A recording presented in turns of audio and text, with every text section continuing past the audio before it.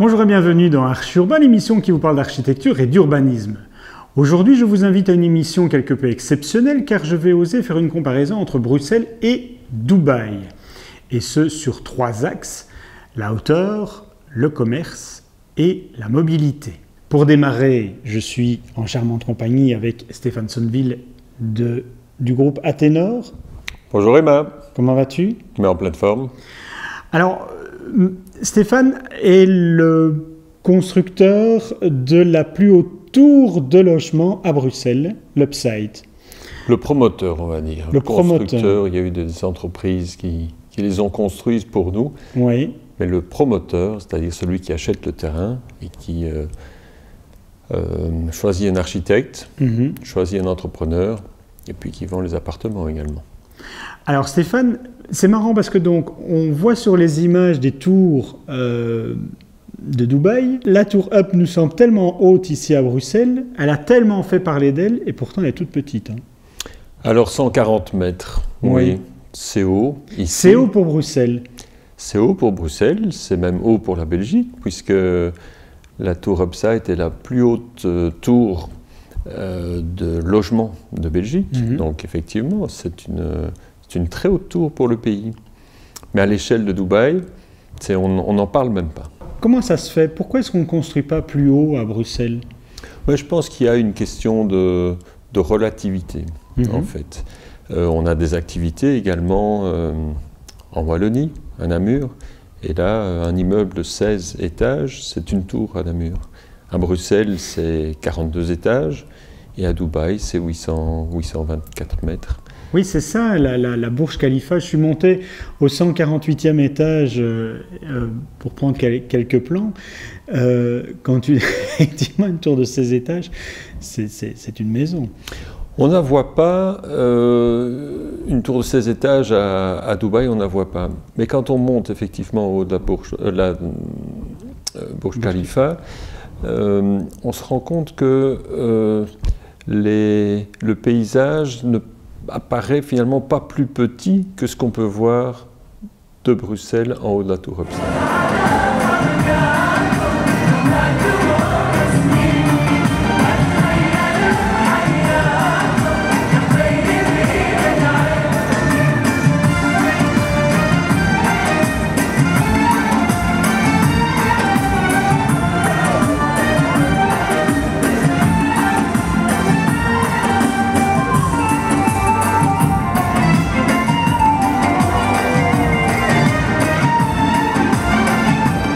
Est-ce que tu crois que l'on pourrait construire beaucoup plus haut? Est-ce que ce serait utile de construire plus haut à Bruxelles? Franchement, non. D'abord, il n'y a pas de nécessité. Et deuxièmement, pour qu'une tour soit réussie, il faut qu'elle soit acceptée par la population. Alors Dubaï, toutes ces tours, ça a été un positionnement international. Dubaï a voulu être un centre d'attraction. Je crois que à Bruxelles, ce n'est pas le plus. C'est la ville, pas de l'extravagance, mais surtout de la convivialité. Qu'est-ce qu'on a voulu raconter à Dubaï et qu'est-ce qu'on veut vivre à Bruxelles? La tour, ce n'est pas le seul moyen à disposition des politiques pour densifier la ville. Une tour, c'est un outil urbanistique dont il faut user avec pertinence dans un paysage donné. Je regarde cette tour, quand on l'a dessinée, on pouvait avoir certaines appréhensions. Chaque fois que je reviens dans ce quartier, je suis satisfait du rôle qu'elle tient. Alors on peut dire j'aime, j'aime pas, elle est pas assez ceci, elle est trop cela. Mais elle joue son rôle. Elle joue son rôle. C'est un repère qui s'installe. Quand tu as acheté le terrain, tu as trouvé un architecte. Est-ce que la volonté était de faire ce que je vais appeler une tour classique, une tour qui n'est pas m'as-tu vu Mais elle n'est pas classique. Mais elle n'est pas classique. En fait, est-ce que tu voulais avoir quelque chose d'extraordinaire? Alors déjà, une tour à Bruxelles, c'était extraordinaire. Oui. Elle n'est pas classique. J'ai assurément voulu quelque chose avec un mélange de flamboyant et de sobriété. Et il y a moyen en s'inscrivant dans le temps. Alors j'ai voulu cette tour avec des couleurs, le blanc et le gris, qui sont des couleurs qui durent dans le temps, et je ne l'ai pas voulu... Mais voilà, mais c'est ça qui est classique, je veux dire, elle n'est pas... Oui, mais elle traverse le temps. Oui, mais c'est ça qui est intéressant. Alors on peut faire, il y a 15 ans, un immeuble terracotta, c'était merveilleux, une façade jaune safran, mais aujourd'hui c'est pas possible, c'est plus possible. Le blanc et le gris dureront dans le temps. Et dans sa forme, je ne l'ai pas voulu monolithique, je l'ai voulu un assemblage de volumes simples avec des décrochages. Parce que ça aussi, ça s'inscrit dans le temps et ça dure. Alors justement, il y a 3 autres tours que tu vas construire à la gare du Midi.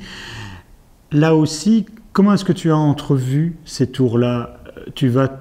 Ici, tu étais tout seul. C'était le désert. Oui. Là, il y a la tour du Midi, la tour des pensions. Comment est-ce que tu inscris une autre tour ou 3 autres tours? Alors, il y a la tour du Midi, mais il y a surtout la gare du Midi. Ça veut dire qu'il y a du mouvement et du passage. Et donc, il y a une densité là, qui est naturelle. Donc, la tour se justifie, ou les tours, parce que justement, il faut utiliser cet espace public qui reçoit beaucoup de passages et en termes de mobilité, c'est essentiel de pouvoir densifier là où il y a des nœuds de communication. Alors, d'abord, il y aura 3 tours, 2 de bureaux et 1 de logement. Donc toujours la mixité avec un socle avec des commerces. Donc vraiment la mixité, c'est quelque chose d'important également pour recevoir cette densité. Alors, d'un point de vue architectural, j'ai voulu développer avec l'architecte Porzenpark comme une danse. Une danse de tours dans laquelle la tour du Midi serait prise. Elle ne serait pas mise sur le côté, elle ne prendrait pas un coup de vieux, elle serait entraînée dans un renouveau. Parce que je crois que la pire des choses, ce serait de créer à côté de la tour du Midi quelque chose qui donne un horrible coup de vieux à cette tour qui existe déjà depuis plusieurs dizaines d'années et qui fait partie du paysage. Ça veut dire que l'enveloppe va donner l'impression qu'elle est là depuis toujours? Alors, qu'elles sont là depuis toujours? Il faudra en tout cas réaliser un dialogue entre ces tours. Donc la forme monolithique, on va peut-être la garder, mais par contre on va y mettre de la couleur. En prenant la tour du Midi qui est assez bleue, on va y ajouter des couleurs, d'autres couleurs. Et ainsi ce sera une danse, je préfère dire joyeuse que colorée, parce que colorée ça risque d'être du grand n'importe quoi. Alors par rapport aux couleurs dont je parlais tout à l'heure, je ne crois pas qu'il faut aller dans des couleurs tendance. Parce que les couleurs tendance, un jour, elles ne font plus tendance. Je crois qu'il faut aller dans des couleurs fondamentales, et ainsi qu'il y ait une forme de dialogue, de coexistence intéressante quand on regarde de loin. Et voilà comment j'aborde les choses, donc sur la densité, sur la mixité et sur l'architecture. Et la danse, ce sera pour quand? Si ça ne dépendait que de moi, je serais le DJ et je serais déjà à tourner les platines. La danse, je pense que la tour, en fonction de ce qui est dit par le politique, devrait terminer pour 2020-2021. Bon Stéphane, j'ai encore juste une question. Dans le quartier du Midi, ce sera des tours ou des tourettes? Oh, ce sera des tours, au sens bruxellois du terme, hein, donc on va quand même culminer à plus de 200 mètres. Ouais. 200? Plus de 100 mètres. Plus de 200 mètres. C'est bien. J'ai fait peur là. Non, pas du tout, je trouvais ça étonnant. Stéphane, on va se quitter là. On va aller voir un autre interlocuteur parce que j'avais dit que nous allions développer 3 axes. Eh bien, nous allons démarrer l'axe du commerce.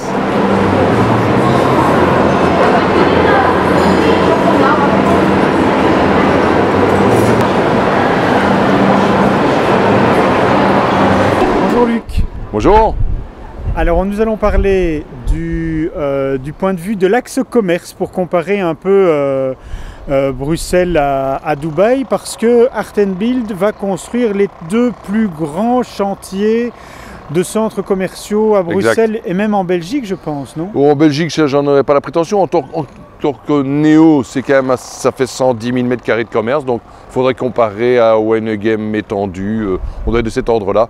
Donc Néo d'une part sur le plateau du Heysel, Oui. et puis ici on est à Docks.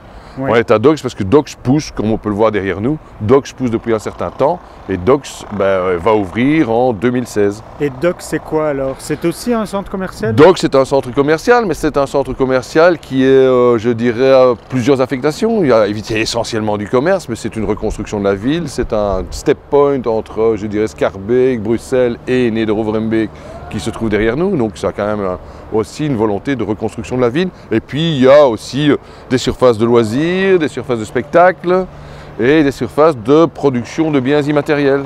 Eh bien, tout ça m'intéresse, Luc, parce que justement, en comparaison avec Dubaï, où il y a des fontaines extraordinaires, il y a un aquarium incroyable, on peut faire du ski, etc. Oui. Je me demandais justement si vous alliez mettre tout ça ici, mais malheureusement, nous arrivons au terme de cette émission. Tout à fait. Donc, on va garder toutes ces questions-là, tu vas y réfléchir, et on va donner ces réponses-là lors de la prochaine émission. Je peux te dire qu'on fait aussi des choses extraordinaires, et sur Docks, et sur Néo. Ah, ben je me réjouis d'entendre ça. D'ici là, on va pouvoir voir et revoir cette émission sur www.archiurbain.be. Merci beaucoup et à bientôt. Au revoir.